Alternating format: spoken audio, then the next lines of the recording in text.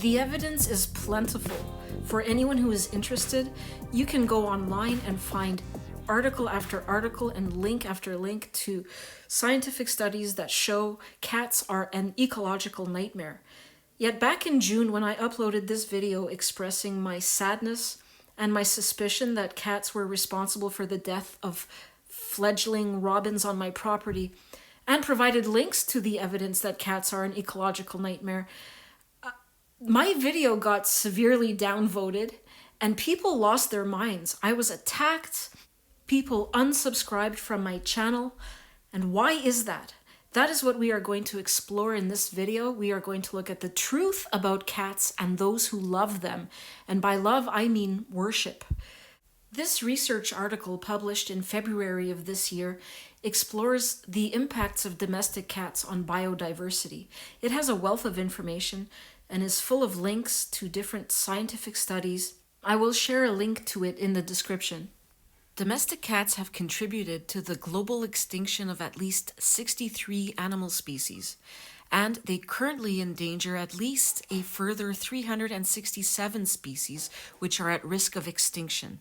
After I uploaded that video about the baby robins, a lot of people responded with comments such as, "Oh, nature happened, boo-hoo." Domestic cats are not a part of nature. They are domesticated. We bred them into existence. Nature did not create them. As a domesticated animal, domestic cats have no native range and are considered a non-native, invasive, feral species when allowed outdoors to interact with native ecosystems. Domestic cats are not part of any ecosystem on Earth. They cause harm to each and every ecosystem they are allowed to roam in. There is confusion when it comes to domestic cats and what they are. Domestic cats are one of the most popular pets in North America and can be categorized into these three groups. Indoor cats are owned pets that spend all of their time within the home, or house cats. Free-ranging cats are owned pets that are habituated to humans but spend all or a portion of their time roaming outdoors. Feral cats are unowned animals that live entirely outdoors. These cats are not socialized to humans but are descended from domesticated individuals. Let's look at the ways in which domestic cats impact wildlife. The most direct way in which domestic cats influence wildlife is through predation. They kill animals. They kill a lot of animals, even when well fed, but that is not the only way they impact wildlife. An indirect way in which prey species can be affected by free-ranging domestic cats is through disturbance or fear effects caused by the cat's mere appearance. Such fear or intimidation effects can influence foraging and defense behaviors, stress responses, energy income and body condition, vulnerability to other predators, and reproductive investment and output. Another indirect impact is competition, which occurs when domestic cats exploit the same food, space, and/or shelter as other species. For example, every mouse eaten by a cat cannot be eaten by a hawk. Fear effects can exercise an even greater influence on prey populations than predation itself. As one study illustrated, even when urban songbird predation mortality from domestic cats is as low as 1%, fear effects from those same cats can still reduce bird abundance by 95%. In other words, even if the cats are not killing the birds with their claws and their teeth, the birds are still dying of stress, of fear and the effects of fear. Just seeing cats in their environment is stressing birds out so badly that they're dying. A lot of cat owners think that it's harmless to bring their cats outside as long as the cat is leashed or in a fenced enclosure. False. The very sight of a cat is all it takes for a bird to get so stressed out that its very survival is threatened. Yet another way of domestic cats impacting native species conservation is hybridization, which can result when domestic cats mate with wild cats or other wild cat species. Hybridization can result in the extinction of native species both directly and indirectly. Next, there's disease. Domestic cats are transmitting diseases to wild animals, which are killing the wild animals. A documented example of a disease impact is the death of 5 members of the endangered puma subpopulation known as Florida panthers, caused by an outbreak of feline leukemia virus, which was traced back to a single domestic cat.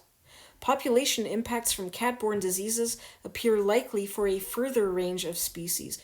For example, significant mortality from toxoplasmosis, which is a disease caused by a parasite in cats, has been documented for marsupials, neotropical primates, and even marine mammals. Regarding the latter, Toxoplasmosis gondii oocysts, or the eggs, the parasitic eggs, from domestic cat scat, can reach the marine environment through freshwater runoff from cities, and has been identified as a major cause of death in southern sea otters off the coast of California, both through direct mortality from the disease and increased vulnerability of infected otters to shark attacks, and as hampering the otter population's recovery. So cats harm wildlife in many different ways, not just with their claws and teeth. In Key Largo, which is in Florida in the United States, outdoor cats are a major factor in the severe population decline of the endangered Key Largo wood rat and the endangered Key Largo cottonmouth. These endangered species play a critical ecological role in the function of tropical hardwood hammocks, as they disperse seeds and serve as a food source for threatened species such as the eastern indigo snake. So you can see that cats are also affecting the environment and the forests by disrupting seed dispersal. It's such a far-reaching problem. It's such a huge problem. After uploading my baby Robin video, I got comments from people who were like, oh, boo-hoo, it's the food chain, just accept it. No, it's not the food chain. Can't you see? Cats disrupt the food chain. They have no place in this food chain. They are not part of nature. They are not natural animals. They are domesticated animals created by us. They have no place in the environment, no place in nature. This is such a huge issue, yet it's receiving very little attention, it seems. And why is that? No doubt there are political, sociological, and psychological explanations for this regulatory oversight, but the implications for wildlife conservation are profound. What are these political, sociological, and psychological explanations? We need to get to the bottom of this pronto, because there is an urgent need for a more consistent and focused application of international wildlife laws to this issue. Domestic cats are an ecological disaster. They are shaping up to be one of the biggest contributors to the 6th mass extinction. And dog lovers have no right to be smug either, by the way. I made a video about how domestic dogs threaten wildlife. They've contributed to the extinction of 12 animal species, and they currently threaten about 200 other animal species, and yet conservationists say feral and free-ranging dogs are receiving surprisingly little attention, just as feral and free-ranging cats are receiving little attention. Now, why is this? This Psychology Today article, which I will link you to in the description, discusses a study which found that the personalities of cat and dog owners differed. But more than that, it showed that cat owners, like dog owners, as I have shown in many of my videos, are not swayed by facts. Devotion to pets outweighed the evidence that letting their cats roam the neighborhood was bad for both the cats, as they were subject to larger prey and accidents, and the environment by the loss of birds. Cat owners who allowed their cats to roam outside were asked to estimate the amount of hunting their pets engaged in. They were also asked whether they believed their cats had an impact on the environment. The final question was, knowing the damage cats are causing, in particular to the bird population, are you willing to keep your cat indoors during the prime hunting hours, dusk to dawn? So owners were good at estimating how much prey the cats brought home, but what they didn't know was how much killing went on without the cat bringing home the prey. Cats, it turns out, bring home only about half of the prey. Faced with the evidence that their cats killed many more animals than they had thought, owners rejected the findings. Not only did they not believe their cats were responsible for such killings, they said that despite the incontrovertible evidence regarding their cats' real behavior, they wouldn't consider keeping their cats indoors. This study is another example of how hard it is to act upon objective facts when they go contrary to the heart's desire. Love wears rose-colored glasses, and generally this is a good thing. Love, after all, is something more than a calculation. We all want someone who cheers us on despite our flaws, one person who will still stand beside us as we stumble, as we always must. You know what I would prefer is someone in my life who is honest, who will tell me it like it is, someone who is rooted in reality, who can keep me rooted in reality. So if I'm on my way to do something stupid and reckless, they will tell me, hey, what you're about to do is stupid and reckless, The hue of love's glasses may be so dark as to prevent us from seeing the larger picture. An objective observer may help to set things right. A friend or a counselor can help align our feelings with our moral values. See, these cat worshippers do not have their feelings and moral values in alignment. They claim to care about animals. They call themselves animal lovers, but look at their actions. By allowing their cats to roam outdoors, they are directly responsible for the suffering, death, and extinction of other animals. They don't get to call themselves animal lovers. But they do. It's crazy. They are living in a fantasy land. They have this delusional idea that they're doing their cat some sort of favor by allowing it outdoors to roam, when in reality, they are putting their cat in danger. It is dangerous for a cat. It could get run over by a car or a motorcycle. It could get shot by a gun, a BB gun, whatever. You hear of people abusing cats. Some psychopath could torture it. It could get eaten by a predator. It could get poisoned. The list goes on. And these people think they love cats. It says here that cat lovers don't need to love their cats less, but other animals more. That's true, but they also need to love their cats more because they are not doing their cat any favors by allowing it to roam outdoors. It's just like dog owners who claim they love dogs and then drive around in their car with their dog unsecured inside the car or in the back of their pickup truck unsecured. This isn't love. Or leaving their dogs alone all day, stuck in a cage, Anyways, the scientific literature is out there. This is a fact that cats are an ecological disaster.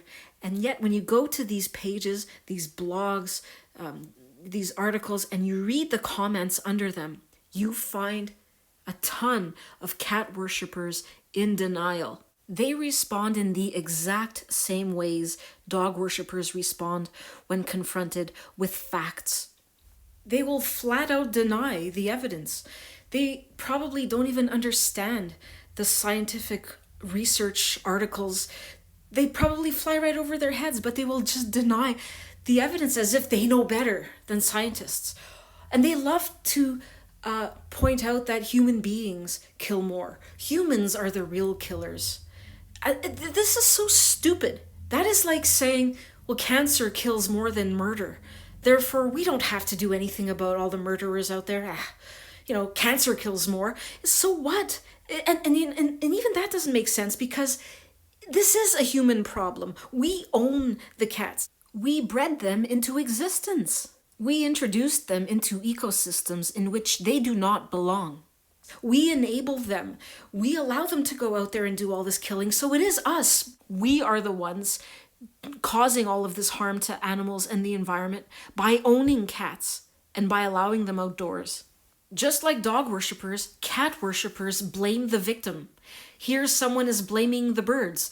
It's the birds' fault. They had it coming because they must have been diseased or injured or old. I had someone comment on my baby robin video and say that it's the birds' fault for building their nest in the wrong place. They should have built their nest somewhere else. Unbelievable. This is victim blaming, and it's disgusting. Next, we have the fallacy of relative privation, which is also known as appeal to worse problems or not as bad as. See my video about logical fallacies and tricks of argument that are used by dog worshippers. You will see cat worshippers use the exact same logical fallacies and tricks of argument. Someone blaming pesticides and this and that. These are separate issues. This is just a way of deflecting and distracting. When people start talking this way, I wonder, do they understand these meta-analysis models and the data collation? I bet these people don't even understand the meaning of these terms. And here they are going on as if they know better than scientists. Like, shut up. You have nothing to say. Are you a scientist? If not, you have nothing to say. This is just like dog worshippers that will start going off about how you have a greater chance of dying from a bee sting or from a coconut landing on your head or from a cataclysmic storm. This thing here that we are looking at is doing harm. Why can't you just accept that this is the case? These scientists know what they're doing. They know what they're studying. Again, someone is arguing that it's the circle of life, it's nature. This is something you will see a lot. Cat worshippers say this a lot. Again, cats are not natural. We created them. They have no place in nature. They do not belong in any ecosystem. They are not part of any food chain. They disrupt food chains. They mess everything up. This person writes, at least cats don't leave droppings all over the place. Well, they do.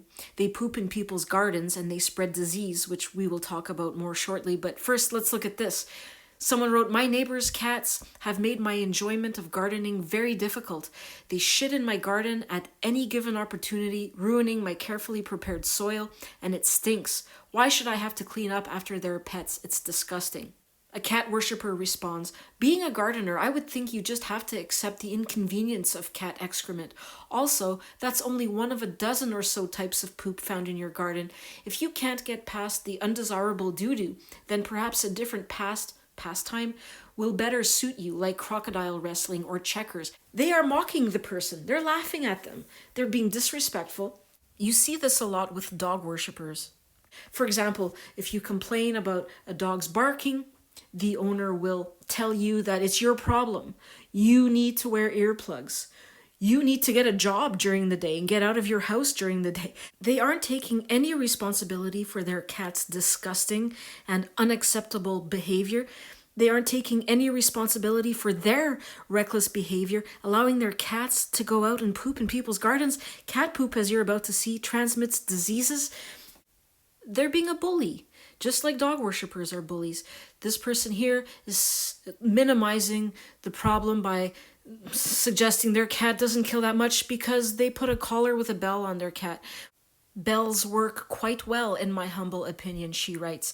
Your humble opinion has zero value compared to scientific studies.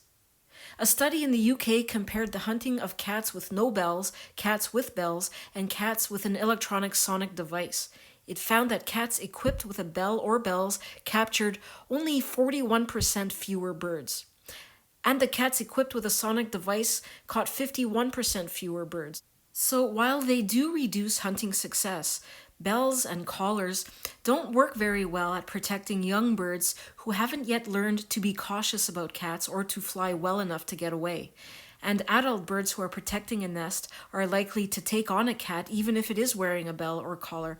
It must also be noted that while they do keep birds somewhat safer, they do absolutely nothing to protect the cat from other cats, stray dogs, wildlife, cars, diseases, toxins, or any of the other risks of free roam. So the bottom line is if you love animals, you will keep your cat indoors. Another common argument you will hear from cat worshippers is that humankind is overwhelmingly the cause of bird decline. Search the term "windows kill birds." Those shiny reflective office buildings kill thousands of birds a year because they fly into them. Well, it is true that humankind is overwhelmingly the cause of bird decline, but that's because humans own cats. Humans introduced domestic cats into ecosystems in which they do not belong, and humans are not taking responsibility for their mistake. They are not culling the cats. We will talk about culling and TNR, trap, neuter, release programs a little later in this video. When you look at the statistics, at the facts, cats are by far the #1 killer of birds. In Canada and in the United States, cats are the #1 culprit, followed by collisions with tall structures. You can find many different websites showing the same information. You can look at the studies. The scientific literature is out there. There is no denying this. Cats are the leading cause of bird deaths. Similar studies in Europe reiterate the negative impacts of cat predation on individuals within populations of native species. This is a worldwide problem. And if you care about animals and the environment, you will raise awareness by sharing this video, sharing the studies. You will not react with hostility or denial. Do you care about animals? Then quit letting your cat outside. Period. Predation by domestic cats is the #1 direct human-caused threat to birds in the United States and Canada. See, humans are causing this problem because we are not being responsible with cats.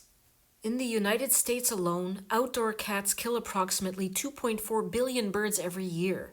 Although this number may seem unbelievable, it represents the combined impact of tens of millions of outdoor cats. Each outdoor cat plays a part. Cats are a major problem on islands such as Hawaii, New Zealand, Australia, Madagascar. They are threatening the survival of many different species in Australia. You may have heard about how Australia is getting very serious about killing its feral cat population in order to protect the many species that are threatened by cats. I applaud them, and we should all be supporting them in their efforts. These islands are home to many incredible, fascinating, beautiful animal species that are wonders of nature. These animals occupy a narrow ecological niche. Many of the birds that live in these places are ground-dwelling and thus easy prey for cats. One of my favorite birds in the world is the lyrebird, which is native to Australia, and it's threatened by cats. And I'm going to show you a quick video just to show you how amazing these animals are. Even the original is fooled.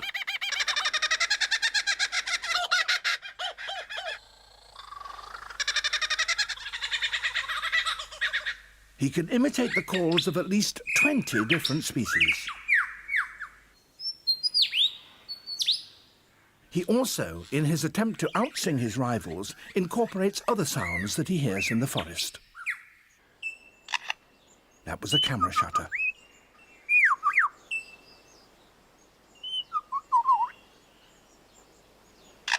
And again. And now a camera with a motor drive.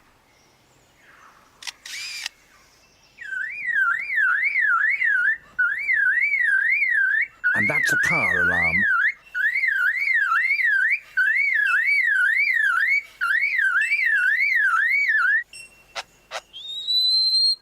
And now the sounds of foresters and their chainsaws working nearby.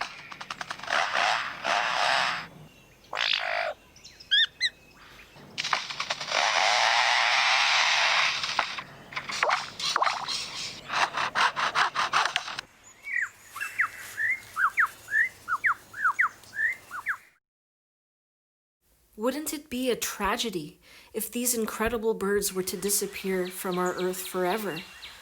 The thought makes me so sad. I feel a crushing weight on my heart when I think about all of these beautiful, incredible animals that have been evolving naturally for millions of years through a process of natural selection that are going to disappear forever unless we do something to stop this, unless we protect them. It should be noted that adverse ecological impacts of domestic cats on biodiversity are certainly not limited to islands. Their impacts can also be significant on continents. Now let's talk about diseases. Outdoor cats suffer a much higher incidence of injury, parasites, and disease than cats kept indoors. Although some diseases are specific to cats, such as feline immunodeficiency virus and feline leukemia virus, others can inflict a wide variety of species, including humans. I mentioned toxoplasmosis earlier. Due to the potentially severe consequences of infection and potentially high levels of environmental contamination, toxoplasmosis is a serious concern and a neglected public health threat that impacts approximately 1/3 of humans globally. Toxoplasmosis is a preventable disease caused by the parasite Toxoplasma gondii. An infected individual can experience fever, malaise, and swollen lymph nodes, but can also show no signs or symptoms. A small number of infected persons may experience eye disease, and infection during pregnancy can lead to miscarriage or severe disease in the newborn, including developmental delays, blindness, and epilepsy. Once infected with the parasite, people are generally infected for life. As a result, infected individuals with weakened immune systems can experience disease reactivation, which can result in severe illness or even death. Cats are the only host that shed an environmentally resistant form of the organism, or the oocyst, in their feces. Once a person or another warm-blooded animal ingests the parasite, it becomes infectious and travels through the wall of the intestine. Then the parasite is carried by blood to other tissues, including the muscles and central nervous system. We can become infected in several ways, ingesting contaminated foods or water, coming into contact with the cat feces in the litter box or in the garden. As we saw earlier, cat feces gets washed away, and these parasitic eggs end up in the runoff from towns and cities and go into rivers and oceans, and animals that live in those marine environments can get infected. Infected pregnant women can infect their unborn babies. As many as 1.26 million people in the United States have lesions on their eyes associated with toxoplasmosis. Consequences of infection may also include deafness, seizures, mental retardation, blindness, schizophrenia, Alzheimer's disease, autism, obsessive compulsive disorder, memory loss, multi-organ failure, and even death. When we hear about people suffering from these health conditions, we don't typically assume they are caused by cats. I wonder how many of these cases would be, attributed to toxoplasmosis. How many people are infected and don't realize it? Pregnant women and individuals with compromised immune systems are particularly susceptible to toxoplasmosis, and doctors have long advised against pregnant women cleaning litter boxes. But even people who don't have weakened immune systems are at risk. As many as 74% of all domestic cats in the United States will be infected by the parasite. 3 out of every 4 cats in the United States are infected. Felines are the only animals known to distribute oocysts, and a cat infected with T. gondii may expel hundreds of millions of infectious oocysts into the environment. These are incredibly resistant and can remain viable for years in the soil or water. 1 in 3 humans are infected by the parasite. This is crazy. Because cats are now so ubiquitous in the environment, one may become infected by neighboring cats which defecate in one's garden or play area, or by playing in public areas such as parks or school grounds. Indeed, as cats increasingly contaminate public areas with T. gondii oocysts, it will become progressively more difficult to avoid exposure. By keeping cats indoors, people can substantially reduce their own and their community's risk of exposure to this potentially fatal disease. They can also protect the many wild species that live around our homes and are equally at risk from toxoplasmosis. Rabies is a viral disease that impacts mammals and, if left untreated, is almost always fatal. See my video about dogs and rabies if you're interested in seeing how nightmarish the symptoms are and what a horrible death that is. The virus may be transmitted through a bite or saliva. In the United States, wildlife species account for the majority of reported rabid animals, but domestic cats represent a disproportionate risk because people are interacting with cats more than they are with wild animals. Cats are the top domestic carrier of rabies. What are the most common zoonotic diseases of cats? Zoonotic diseases are diseases humans can catch from animals. So here's a list of the most common ones cats can infect us with. I made videos about worms. These are serious diseases that in some cases can result in blindness, lifelong disability, and even death. Cats are highly susceptible to plague and are a common source of Yersinia pestis infection in humans. That's the Black Death or the Black Plague. People can get plague by being bitten by an infected flea, touching infected animals, or inhaling droplets from the cough of an infected person or animal, the CDC says. We know that the western part of the US has a population of rodents with high levels of plague. Cats are well known to acquire plague from the rodents they come into contact with. Ticks are parasites that feed on the blood of their host and can in turn transmit diseases to your cat or even you. I made a video about dogs, Lyme disease, and other tick-borne illnesses in the USA. Please watch it. Ticks can attach to your cat when they are outdoors. The cat brings the ticks into your home. Ticks, which carry disease, can then bite you and infect you with serious illnesses. Domestic cats are prolific breeders. A single female cat can reach sexual maturity at just 6 months of age and produce up to 3 litters per year, with 2 to 4 kittens per litter. Limited empirical data exists for the total number of feral cats in the US, but estimates range from 30 to 80 million cats, not including the roughly 40 million pet cats with outdoor access. Now let's look at TNR, or trap, neuter, release, or trap, neuter, return strategies as a way of controlling domestic cat populations. Whenever any Asian or African country tries to deal with the stray or feral dog problem, they are bombarded with TNR propaganda, persuading them illogically that killing dogs somehow increases the population of dogs. The same thing happens when discussions about the domestic cat problem arise.